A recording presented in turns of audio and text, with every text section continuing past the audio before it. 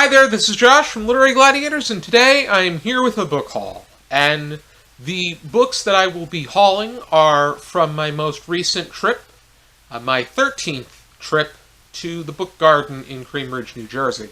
I paid them a visit on Small Business Saturday, and for their Thanksgiving weekend sale, they have traditionally sold their cookbooks for 50% off.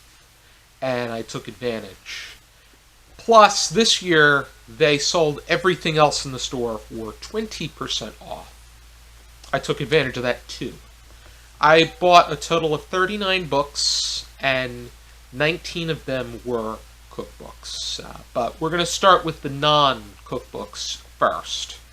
And surprisingly, this is the only book or novel. This is the only novel that I got while I was there, because everything else that I got were short story collections, poetry collections, plays or play collections, and then cookbooks.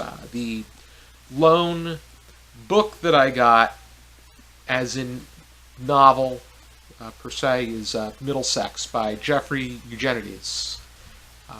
I was intrigued after I read the back about what it pertains to, but this is also on my wall of 100 books and not 100 novels people must read, and it's in the form of a scratch-off board, and this was one of them. They have it spread out so that there's many more recent contemporary ones, and this is among them. But it's really intriguing to examine the story of somebody that was born a girl, but then by the time they reach their teenage years becomes a boy. I picked up the collected poems of Edna St. Vincent Millay.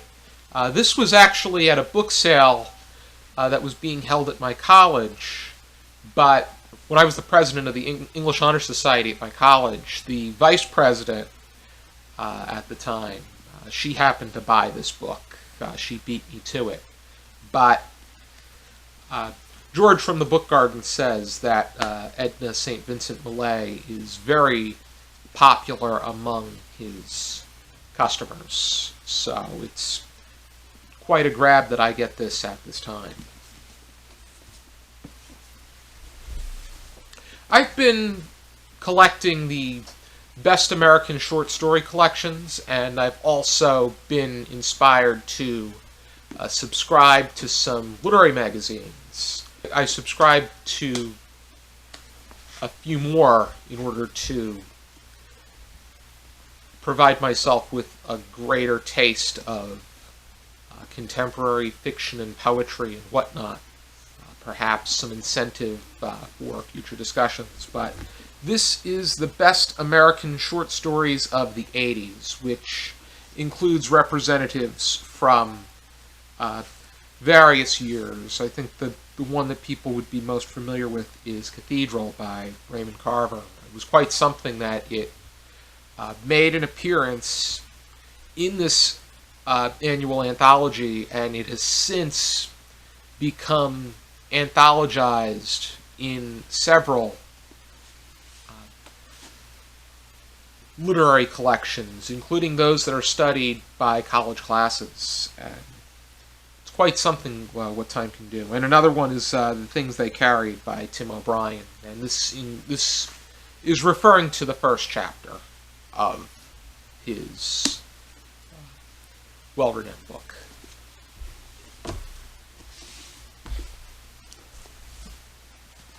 I also picked up Treasury of American Writers, collected from Harper's magazine. This was a huge force when it came to magazines that produced literary works, kind of like what the New Yorker has done and continues to do for 90-plus years.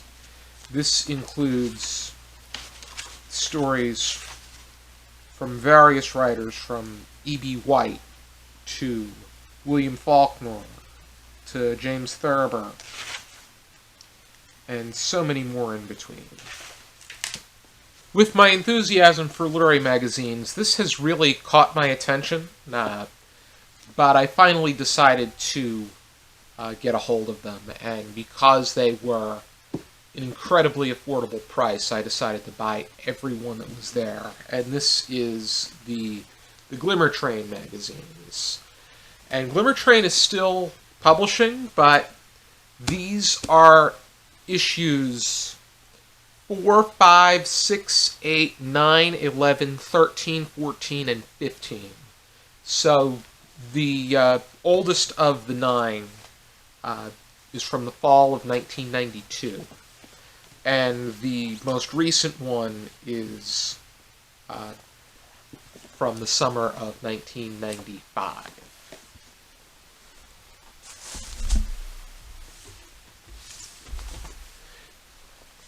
Now we're going to move on to the plays. Plays have been something that I've really been beefing up in my collection, and I've become an addict for Dramatist's Play Service and Samuel French editions.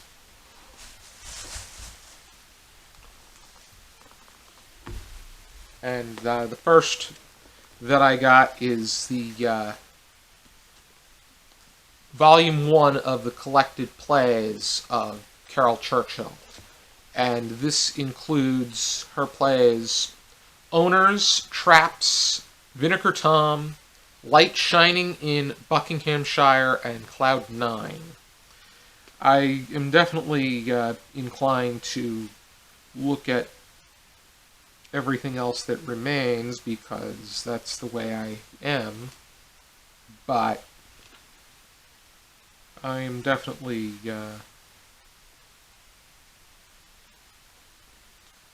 as this says Plays 1, I wonder how many more there are. I'm going to probably do some research, and I'll probably be spending a little bit more.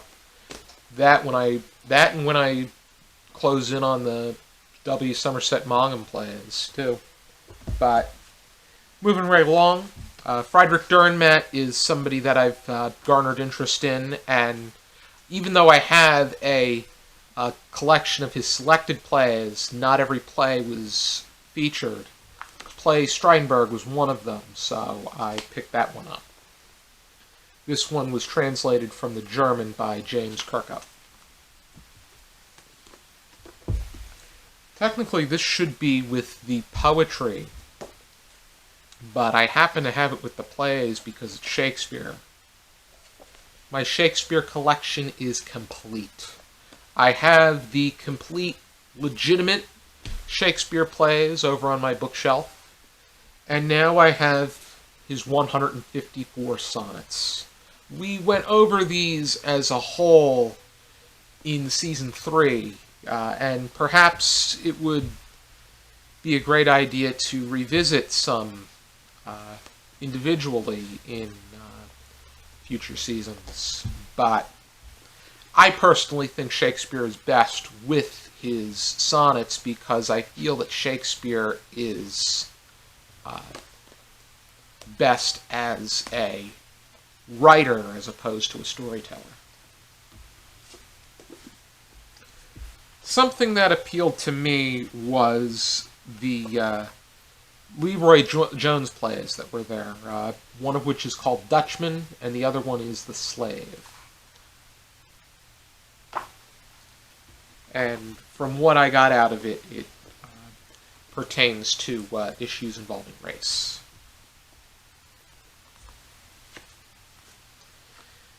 Now we're moving on to the DPS and Samuel French. I got one of each, and the Samuel French that I got is Top Girls by Caryl Churchill.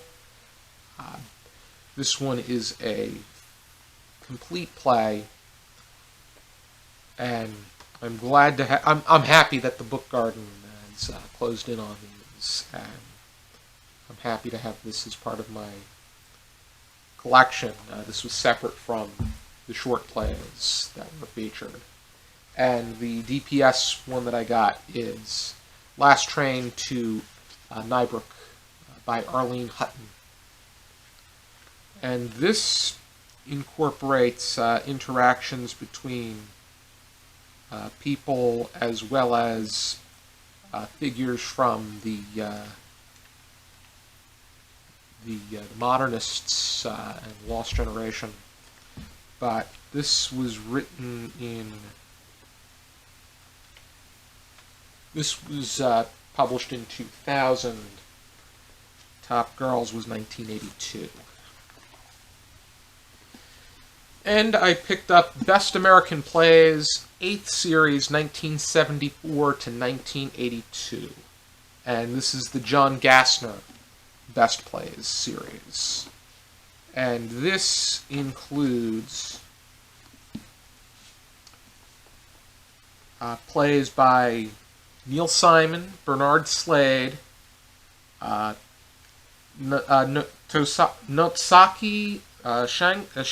Shangi, Tennessee Williams, Jason Miller, Langford Wilson, Hugh Wheeler, Joseph A. Walker, Sam Shepard, Thomas Bass, Michael Weller, Terrence McNally, David Rabb, David Mamet, Arthur Kopit, Bernard Pomeroy, and Beth Henley.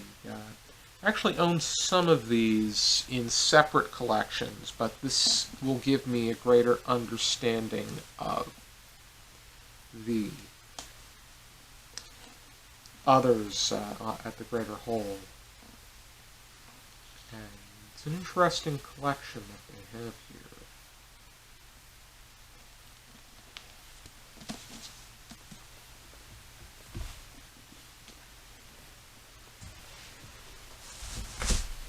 Now we move on to cookbooks. I got more cookbooks than anything because the price was so good and the kinds of cookbooks were so appealing. This is usually the only time I really jump on acquiring them. But this is not an order of purchase, this is an order of what's in my reach. And this is Stephane Reynaud's 365 Good Reasons to Sit Down to Eat. And this includes a recipe for every day of the year.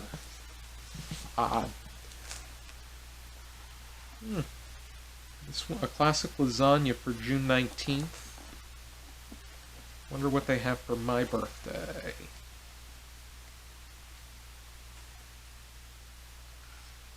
February 30th. I didn't think there was a February 30th anywhere in the world. A walnut tart. I don't think that's anything... I don't plan to eat walnut tarts. I might have to give it a try because it's the one that represents my birthday, but I prefer almonds.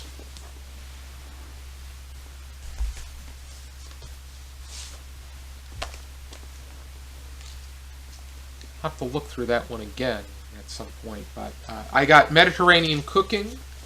This one is a culinary journey from Spain to the Middle East, and I wanted to learn a little bit more about Mediterranean cuisine. And so I thought that this would give me a greater idea. Maybe cook a few things from here as well. I think that's what my family said when they saw that many cookbooks, that I should start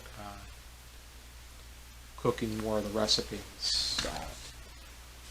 I like single ingredient cookbooks, and I wish that the people at Iron Chef, or just one of the cooking channels, be it Food Network, the Cooking Channel, even in public broadcasting, they should come up with this secret ingredients series where they have a designated ingredient and contributors contribute recipes pertaining to that particular food item, be it a fruit, a vegetable, a spice, a cut of meat, a fish, a form of seafood, a dairy item, a kind of cheese.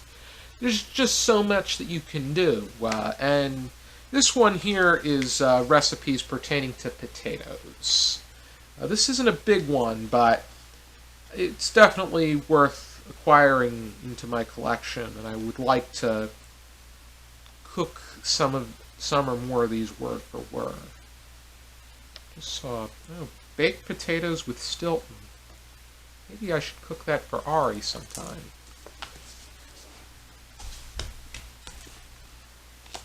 And the Cook's Library did the same thing with chicken. Chicken is a very versatile cut of meat. Next one that I got is The Food of Portugal by Jean Anderson. Europe is a hotbed for cuisine and whatnot. And I think that learning more about Portugal through their cuisine and their food is a great way to learn more about their culture.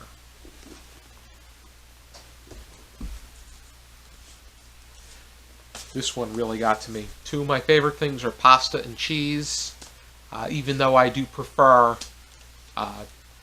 spaghetti and meatballs with a Italian tomato sauce.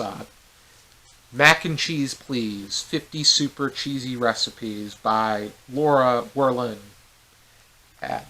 I had to have this one, and if I can get my hands on grilled cheese please, I would definitely be a happy camper. These are all various macaroni and cheese recipes that I am inclined to try out.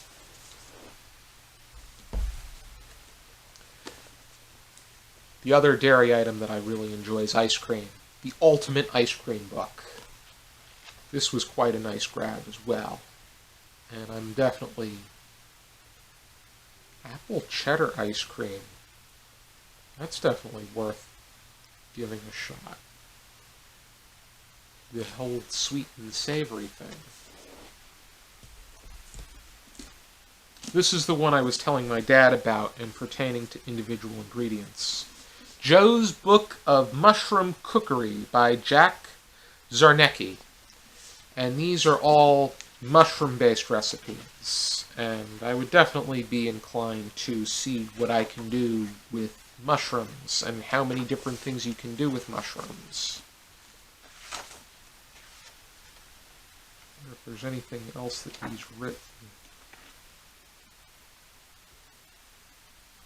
I'll have to look into that one a bit more.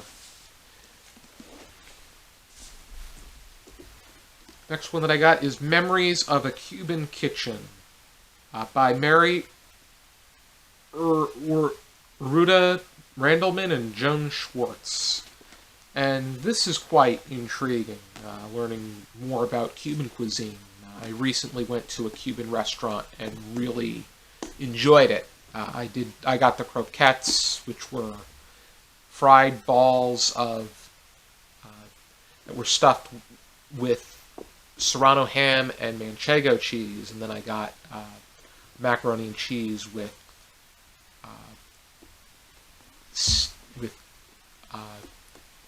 steak, and it had other. It was meat and mac and cheese. It was intriguing, and I want to see what I can learn beyond that as far as Cuban cuisine is concerned. Next one that I got is Carmine's Family Style Cookbook. More than 100 classic Italian dishes to make at home. By Michael Ronis with Mary Goodbody. And I've been to Carmine's when I went to Washington, D.C., and I was very impressed, so I'm really intrigued to see how they do things. And I got Paul Bourseus's French Cooking, which I am just interested to learn more about French cuisine as well. I know that Julia Child is the authority for French cooking in the eyes of American viewers and readers and whatnot. And then Jacques Pepin is another prolific French chef that has come out with television shows and cookbooks. So Paul Boursus will give me yet another perspective, and I like that.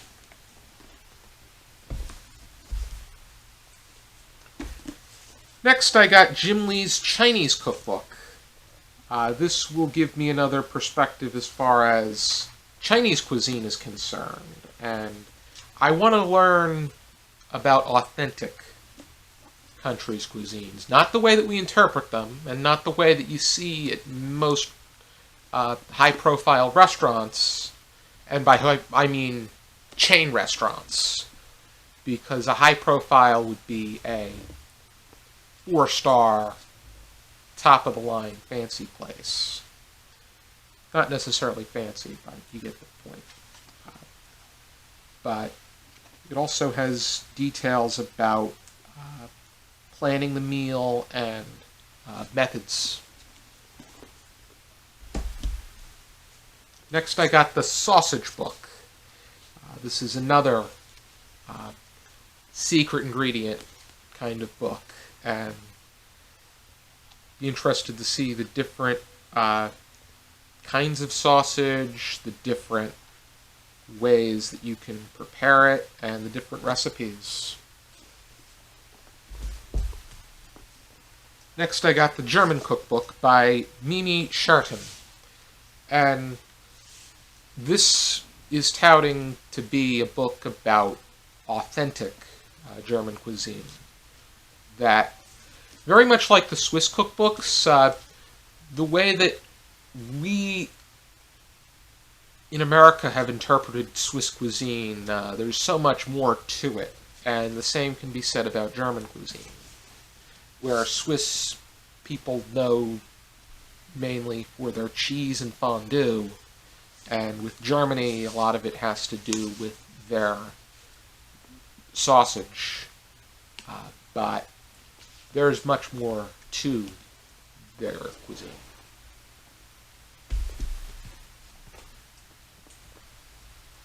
I zeroed in on the Best of the Best cookbook series, and these are from all different areas. There's the New York Best of the Best from New York cookbook, the Best of the Best from Mississippi, which I only know so much about Mississippi, just the general details, but to learn about what exactly denotes cuisine from there would be quite something. This is Big Sky, which is Montana and Wyoming.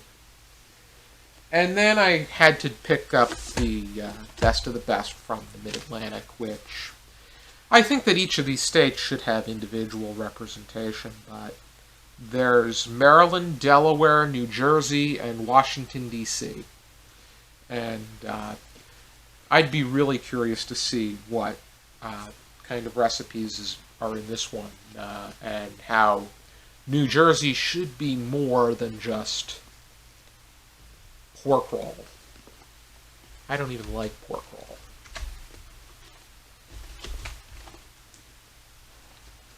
And the last book that I got is Step by Step Japanese Cooking. This was put together by Leslie Downer and Minoru Yoenda. And this is also, I think that the Book Garden had a great selection this year of cuisine from around the world, and just everything that food has to offer. Because if you've watched this channel enough, one of the things that I'm most passionate about outside of books is food. Hence the foodie book tags. And perhaps there's more incentive to put together a new or multiple new foodie book tags, which I promise you that I have more of them in store. I just need to put them together.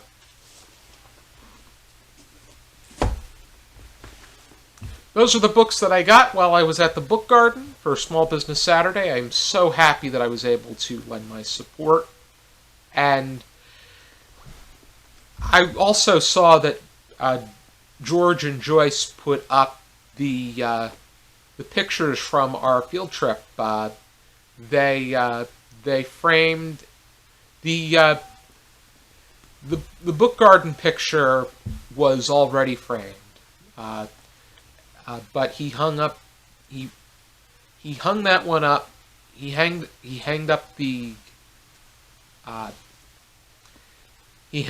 card that we all signed and gave to him, and they also took a group picture of all of us, and that's among the three as well. And just amazing how we have a place at the front of their store, because that store, the Book Garden, means a lot to us here at Literary Gladiators, and everybody really enjoys their visits there.